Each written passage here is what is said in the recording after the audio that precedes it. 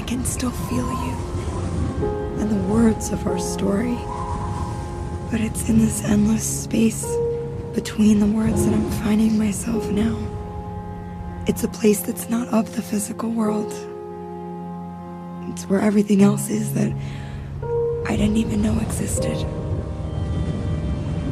I love you so much. But this is where I am now. And this is who I am now. And I need you to let me go. As much as I want to, I can't live in your book anymore. It'd be hard to explain. But if you ever get there, come find me. Nothing would ever pull us apart.